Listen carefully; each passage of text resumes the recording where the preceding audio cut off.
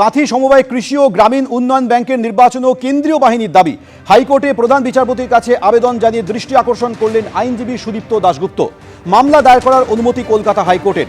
আগামী শনিবার কাঁথি সমবায় কৃষি ও গ্রামীণ উন্নয়ন ব্যাংকের নির্বাচন। ভোটের দিন অশান্তি এড়াতে বাহিনীর মোতায়েনের আবেদন করেছেন আইনজীবী।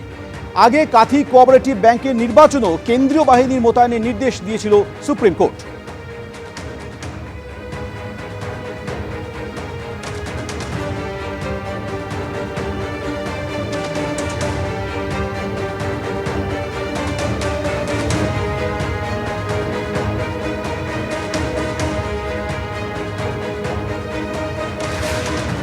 এটা পরিষ্কার যে আজকে পশ্চিমবঙ্গে প্যারামিলিটারি ফোর্স ছাড়া বা সেন্ট্রাল ফোর্স ছাড়া কোনো ইলেকশন সুস্থ স্বাভাবিক ইলেকশন হওয়াটা অসম্ভব।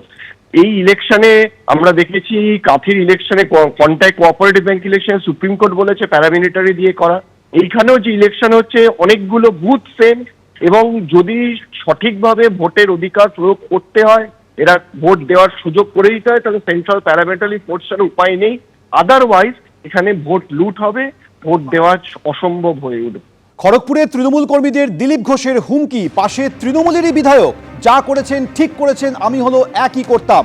দিলীপের পাশে দাঁড়িয়ে পাল্টা হুঙ্কার হুমায়ুন কবিরের।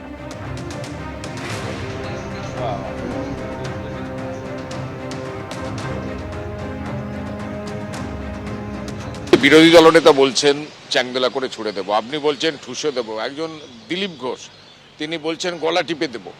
এইসব শব্দগুলো মানে আপনি সমর্থন করেন? আপনি নিজেও তো বলছেন এগুলো। দিলীপদার বক্তব্যকে আমি সমর্থন করি। কেন করি? হ্যাঁ, নিশ্চয়ই করি। কেন করি?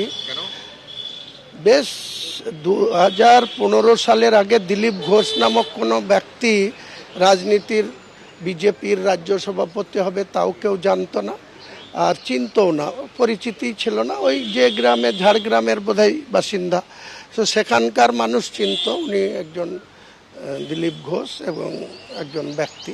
কিন্তু 15 সালে রাজ্য সভাপতি হওয়ার পর 16 সালে খড়গপুরে যেতে দাঁড়িয়ে এমএলএ হয়েছেন। তারপরে 19 সালের পার্লামেন্ট ইলেকশনে 2 থেকে 18টা সিট এনে দিয়েছেন।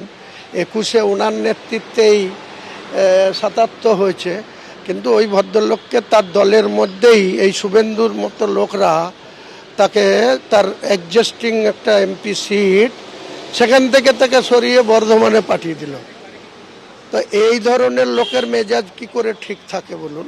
তার দলের লোকরা যদি অ্যাডজাস্টিং জায়গা থেকে তাকে সরিয়ে ওই একজন মহিলাকে নিয়ে এসে দাঁড় করিয়ে দিয়ে সেও হারলো, ওকেও হারালো, তো দিলীপ দা কোন এতে ধৈর্য ধরবে?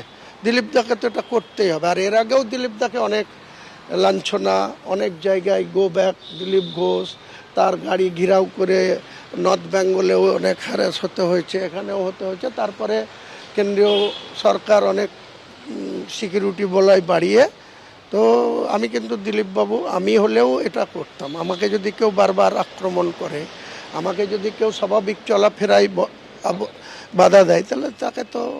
কিন্তু যারা করছেন তারা তো তৃণমূলের সমর্থক। দেখুন, আমি তৃণমূল করছে না বিজেপি করছে, একজন মানুষ তো করছে। তৃণমূলের যেমন দল করার অধিকার রয়েছে, তারও যেমন নির্বাচিত হওয়ার শখ রয়েছে, স্বাদ রয়েছে। দিলীপ ঘোষ তো এক্সিস্টিং এমএলএ ছিল, এমএলএ থেকে এমপি হলো, তাকে তার দল এইভাবে দলের এক শ্রেণীর লোক তাকে চক্রান্ত করে তার এক্সিস্টিং সিট থেকে তাকে বর্ধমান পাঠিয়ে দিয়ে হারিয়ে দিল। সেই লোকটার মেজাজ কোনোদিন ঠিক থাকে? আপনি বলছেন দিলীপ ঘোষ যেটা বলেছে সেটাকে আপনি সাপোর্ট করেন? অবশ্যই করি। কেন করেন?